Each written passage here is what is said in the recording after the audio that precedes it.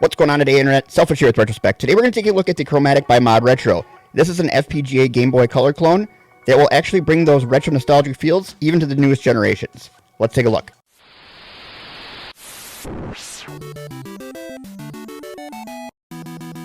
This Chromatic by ModRetro was applied to me from ModRetro for the purpose of a fair and honest review.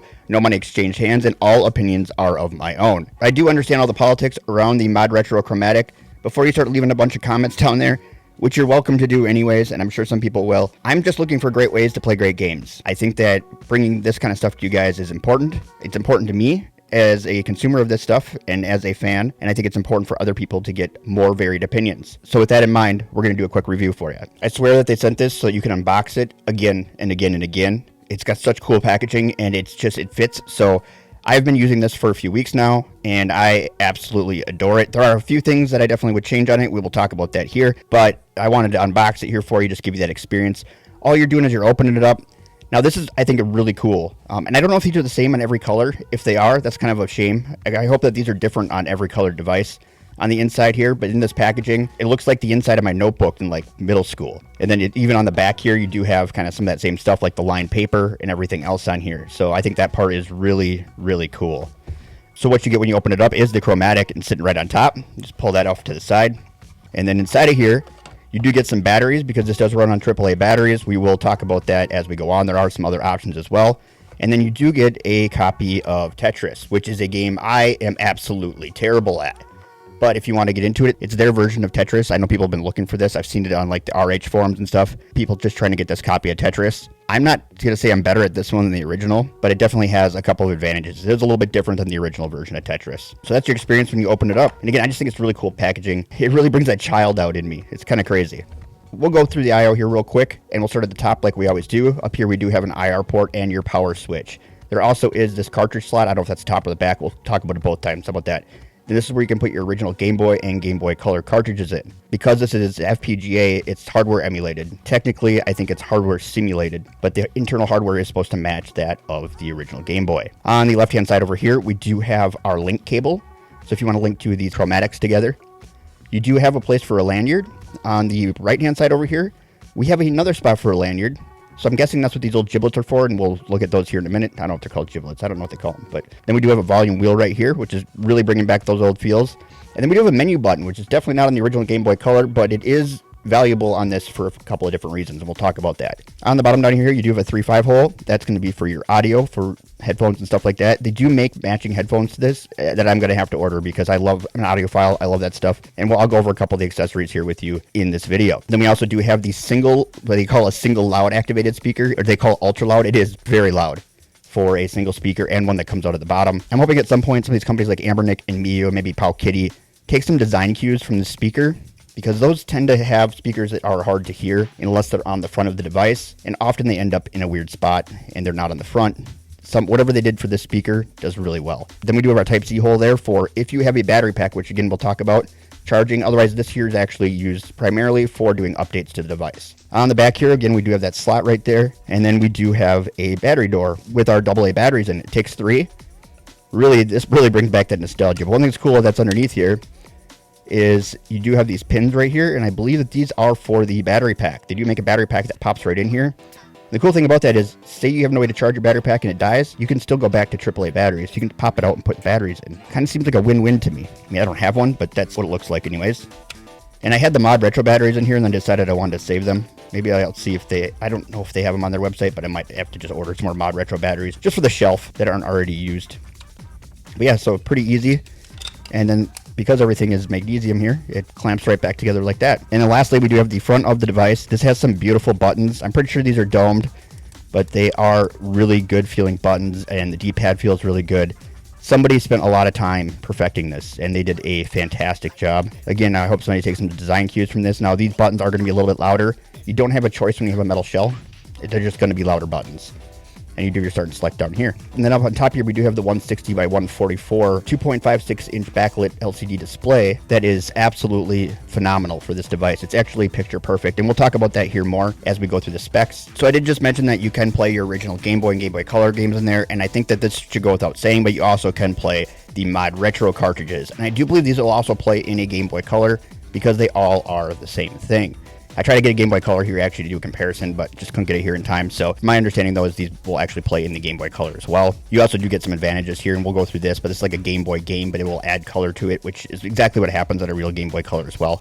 This has different palettes than the original Game Boy Color did, but you still get color, which I think is important. I want to talk a little bit more about this display on here. This is a 2.56-inch backlit IPS LCD display, and the resolution again is 160 by 144. They're calling it Pixel Perfect. I believe that's what they call it. Let's look on the back here again. I think they call it Pixel Perfect. Yeah, so it says, for the first time ever experienced the classic games with a pixel perfect accuracy. I actually believe these are sub-pixel perfect. If you understand pixels, that would make more sense. I don't, but I did a lot of research before making this video while I was testing this out, like I do with every video. It looks fantastic either way.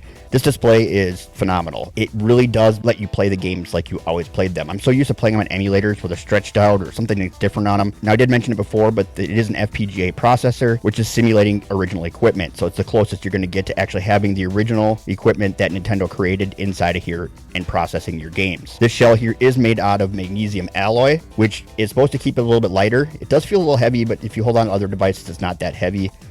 It obviously is going to be some sort of alloy. So it is definitely a metal shell, which gives it that premium feel. What I think is really cool about this is I think it looks really fun when you look at it, and then you pick it up and it feels really premium. It's kind of like a jack of all trades because it almost looks plastic, right? The way they painted it and everything. But then you pick it up and it feels like a premium device. And I think that they really nailed that on this device. You know, I like to carry around bright devices, right? So like this is really cool to have something that's bright, but actually does things the way that I want them to be as well. Or the way that the developers intended them to be anyways. These buttons here are made out of a PBT material. I don't know what that is, but it is something that they highlight, and they feel really good. I'm trying to compare them to something, but all I can think of is candy that kind of feels like them, and that doesn't make sense for this. Maybe like a spree. They feel like sprees on the outside with the paint and everything on them. So if you're wondering what the buttons feel like, they're like mini sprees. You do have connectivity through the USB-C on the bottom to software on your computer where you can do updating your firmware on not only the device itself, but also your games. So kind of cool to have Game Boy Color games coming out for this right now, and the developers still have the ability to do patches to those games. I think that's really neat, especially because it's physical media, and so it's kind of like the old world meets the new. The link cable here on the side will allow you to link a couple of devices together, so if you want to play two-player games, you can do that. I might even look at picking up another one for my son so we can play some games together, maybe give him some of that nostalgia of mine from childhood. He plays on some of my emulators now, but he only plays pretty much like GTA and stuff like that. Maybe that would give him some motivation. Again, the speaker on the bottom here is what they call the ultra loud speaker, and I think that I explained that enough. It's really loud. I don't know if we can get something that plays audio, but it sounds really good. Now we're way away from the microphone right now as far as the handheld goes. I couldn't figure out why this wasn't making any noise, and I'll show you the menus here in just a second, but it had it on silent mode. So let's try this again.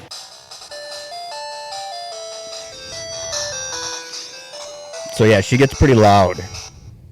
It's crazy. So that sounds really good. I hope some other companies, again, take some design cues from that. And then we do have an IR port here on the top. I don't know what this is for. I haven't been able to figure out what this is for. I don't remember there being an IR port on my Game Boy Color. In fact, I'm pretty sure there wasn't. So I'm not sure what we're doing with an IR port here, but I will figure that out for you. I'm sure I'll do a follow-up video on this like I typically do, so I'm sure I will come up with a use for you. And then other than that, I mean, we got just a really cool handheld here. So that goes through the I/O and the specs of the device. But what's your experience really going to be like? And it's kind of awesome. Again, there are a few devices out there that bring that nostalgia back, and this one really does it for me. It feels a lot like an original Game Boy Color, partly because it does have the bubble butt on it, so that same back end that the original Game Boy Color has, and it's almost to a T exactly where it is. And so it's muscle memory from childhood, and it's really comfortable to hold because of that. And we've seen a lot of companies try to mimic that over the years and try to create different handhelds with that, but these guys really did a good job on that. Now there is also this option in here to make some changes in settings and things like that. We're going to throw in an original Game Boy game, Donkey Kong, here, and then I will show you you can change the colors and things like that. So we'll go through the menus here real quick. Okay, so when you go into the menu system here, which is this button right here on the side, you can change the brightness of the device, and it's just, you use the AB keys for everything, so up and down. And, you know, I was looking at this, the dimmest this gets, I feel like is about as bright as my, well, maybe notch 2 is about as bright as my Game Boy Color ever got, you know, before they started putting IPS displays and stuff in them. Here's also where you're going to find that silent mode. I was screwing around with it earlier, and apparently I turned it on. Frame blend. This is important if you you're going to play some of these original Game Boy and Game Boy Color games. They used to ghost the games to create like the translucent effect. They took advantage of the weak screen, and they could create translucent images. So the developers developed for the screen, which is what we see in games today that are console specific, is they develop for that console, right? So same thing here, but with IPS displays and how bright and unsaturated they are, you lose that effect and it just creates ghosting. And so in order to get rid of that, you blend the frames and that effect goes away. So if you're using a Chromatic and you see ghosting or anything like that, or any of these FPGAs, that is really what causes that. So you just need to go in. If it's Chromatic or anything, then you should be able to go in and change that frame blending. Now you can also go in here and you can ignore diagonals. So if you are playing something that doesn't need diagonals or you're mishitting diagonals, you do have the option to turn that off. And then here we do have a color palette. I'm going to show you how this works here in just a second. Now there's a hotkey and I can never remember what it is. I don't know if it's start and up and down and left. There's a combo. I know you can find it online. Same as the original Game Boy Colors combo in order to change what the colors are in the image. But I'll show you how that works here in just a second. And then here you can see your firmware. I'm on firmware 4.1. I just did an update on this recently. But all you have to do is hook it up to your computer with the USB cable and it pops right up and it'll tell you what you got to do. Same with the games. They work that way too. Here you can change the player number, which I don't really understand. So my assumption would be that you're going to be player 1 or player 2. Because if you use the link cable, then you could choose if you want to be player 1 or player 2. That makes sense to me. But it allows up to 8 players. And I don't know of any link cable that allows 8 of these to play together. Maybe that's what the IR port's for. I have no idea. I don't know why there's so many players in here. But if you want to be player 2, you can change that in here. Or if you want to be player 8, I don't know, maybe you'll never get a turn. I'm not really sure why it goes up to 8, but if you do need to change your player count and you're going to hook 2 of these together, you can do that right there, and that's about it. So we'll get into this palette stuff. So I'll kind of show you. If you look at the colors here, so it has more of a blue palette with these tanner colors in this game specifically. And that's just the Donkey Kong way when you played it on a Game Boy game on Game Boy Color. It tried to add color on its own. Now, you were always able to change what the color palette looked like by doing the hotkeys that I can never remember. But this actually has a palette thing in it, so you can go in here and just change it. So if you wanted to be more red, for instance, then it becomes more red. And so then, you know, if you want to go back to the original Game Boy colors, you can do that too. Now, the DMG colors in here, because they're not oversaturated, they do look a little different. I don't think it's a real good fit. It looks very green to me compared to the original. And maybe I just don't remember correctly, but I don't think they were this green. But again, I think it's just a saturation thing. And then the other color, there is also the other DMG Game Boy color here on some of them, and that was this color right here, which is actually closer to what color mine was. And then you obviously have just a plethora of other colors you can choose from. I think there's 12 of them, if I remember right, and grayscale it. What does green look like? All right, in green. Oh, sweet. So yeah, so you can definitely do that. Or you can just go to the default, and the default is what it thinks that it wants it to be. And again, the system itself is just guessing, but I think it does a pretty good job. I don't remember exactly how they do it, but there's some science behind it. But it looks good.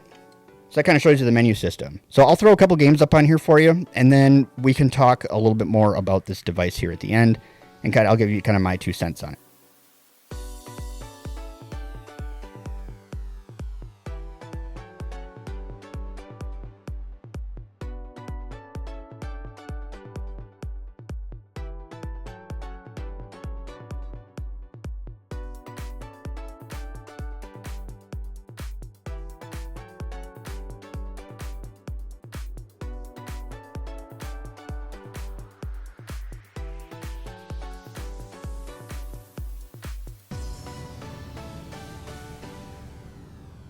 All right, so now this is the one I've been waiting for. I've been waiting for Raymond to get here so that I could finish making this video. And so I know a lot of people wanted to play this game, and a lot of people are interested in it. I really wanted to get it in here, and it looks like we're going to get a chance here. This is my 3rd reshoot of this video, so I guess there was a reason why I had to keep reshooting it. And it was just so that we could get Raymond on here. I'll pick that up off the floor later. And then she opens, and we will see. Hopefully there's a game book in here too, because that's my favorite part of these. I don't know why, because I'm old, I guess. It's the only thing I read as a kid. Oh, cool. The cartridge is a cool color too. And then what else we got? Yep. So then we got the book in here. Lots of good stuff here. I wonder if, do they have the writing on the back of these books? I guess I didn't look before. No. So some of the books used to come with like a blank piece of paper kind of thing back here.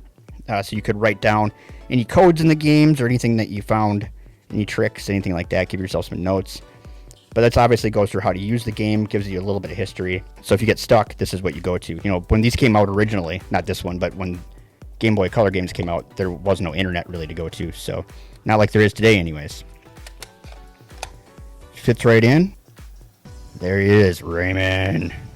And then also inside this package, you do get your little, I call it a giblet. I don't know what this thing is actually called, but this little thing here with Raymond on it. And I think you can just hang these right on these little lanyard holds on the outside here.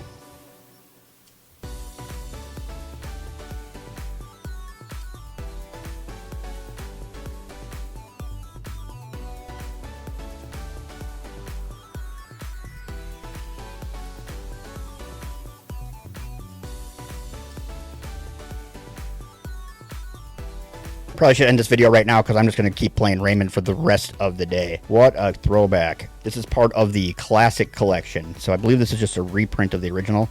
I never played this one. I played a different Raymond though, I think. No, maybe I did play this one. I don't remember. There's one last thing I do want to test on here for you, and that is going to be using these game cards. So this is just like an R4 card, and you can actually load up ROMs on these on a memory card that you put inside of it.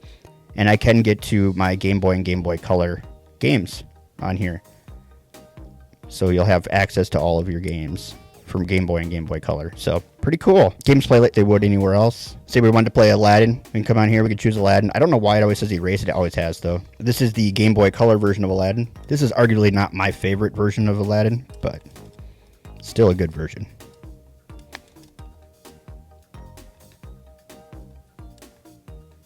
Just like when I was a kid, always getting fingerprints on the screen. This is before we really even knew what touch screens were. Weird. All right. So I think that gives you a pretty good idea of kind of everything about the Chromatic here. It is a pretty sweet little device. I really like it. Now, I've played a lot of Game Boy Colors. I've played a bunch of different modded Game Boy Colors. A lot of FPGA. They're all kind of have their place. This one to me says like you're bringing out that child in you. But if you set this on the boardroom table, people are going to think you're a little childish. And then they go to pick this up and it feels so premium. This is kind of like the adult version of the Game Boy Color. It's the only way I can explain it. You're paying for premium materials. I would say that the screen and the build quality and everything here is really what you're getting out of this versus another FPGA. Now, there are a couple other accessories I did talk about, and you can get a chargeable battery pack for this. You can also get headphones that match, which I think would be cool because then they would also match my phone. Sort of. They're pretty close. You can get those headphones that match. They also do make the link cable so you can hook up two of these together. So, I mean, there are some things that are available on the ModRetro website. They also have a bunch of games. Every time I look on there, it seems like there's more games. I think there's been 3 or 4 released since I started looking at this handheld a couple weeks ago. So there is some options to get some games on there. Definitely pretty cool. I like these re-releases, and then they're also releasing their own. So there's some unique games on there. There's a new one that's in collaboration with GameStop. I stopped by my GameStop this week. Unfortunately, my GameStop doesn't do enough business to get ModRetro stuff in there, so they don't have the game in stock, but I'm just going to order it through ModRetro's website. This device does everything that it says that it will and a little bit more. I didn't realize we were going to have some of that back-end stuff with the menu system, stuff like that, or the ability to update our games and our device itself via the USB cable. I think that's absolutely phenomenal. Giving developers the option to be able to do updates to their games is something that is really keen in the gaming industry these days. Those day one patches, darn them. But this gives those developers an option in order to touch stuff up if people find errors. So I think that's a really cool thing. It does kind of take away a little bit of the nostalgia factor because part of playing with these systems when we were younger was playing with them with all the errors and trying to find ways to use those to our advantage. Here they can take that away from you, but I still think it's a really cool feature to have, especially if something's really, they're borked somehow. Being able to fix any of that kind of stuff I think is really good, and I think it's good for the community overall. With the fit and finish on here, you can put this in a boardroom. You're going to be just fine. Yes, it looks like a toy when you put it down until you pick it up, but so does my iPhone, and it's a premium device, right? So this here looks similar. It looks like a toy, but you pick it up and it is definitely a premium device with this fit and finish. This display, absolutely gorgeous. I think it does a really good job representing the original picture quality, but it's brighter and not so washed out, which I think is really cool that it's being able to do that with the original equipment without actually emulating the cartridge itself. Would I pick this up? Absolutely. This was already on my radar, so this just happened to work out. I'll probably actually pick up a second one for my son now with this link cable. We can link them together, play some games together, which we don't get a lot of opportunity to now because whenever he takes my handhelds, he'll only take them if they have Grand Theft Auto on them. So this could give us a more cohesive relationship when it comes to playing games. So I am really looking forward to that. I can share some of my stuff from my childhood with him. And my 2-year-old keeps stealing my game cartridges since I pulled them out to make this video. I can't find them half the time. So she's going to be into it someday, I swear. To answer a quick question before somebody asks it in the comments, because I know somebody's going to, because they're going to talk about emulation and stuff like that on this, because its competitor, the Analog Pocket, does do emulation from the device. Didn't at launch, but eventually they added emulation. There is some people out there who have created a way to tap into that, where you'd be able to play more systems than just Game Boy and Game Boy Color and the ModRetro cartridges. I haven't seen it go any further than that, and this was nearly a year ago that people were actually looking at doing this. I looked, I searched, I didn't find anything else. Maybe you'll find something that I didn't find. But as far as I can tell, that kind of just stopped. So I don't know if they ran into a wall or what, but I wouldn't get this with the anticipation of getting additional emulation beyond the systems that are on here. Kind of defeats the purpose anyways, to be honest with you. We have a plethora. I mean, I've got hundreds of other retro handhelds sitting here you can do all that stuff with. This here, I think, is a good device for exactly what it's for.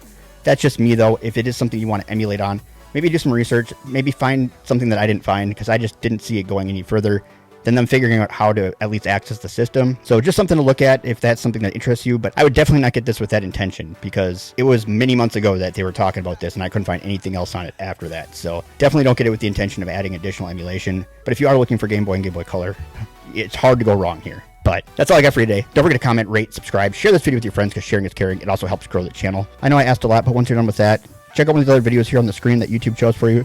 They know your algorithm. They know what you like. This is what they chose. If you don't like them, don't look at me. YouTube chose it. But that's all I got for today. Thanks for watching. Bye-bye.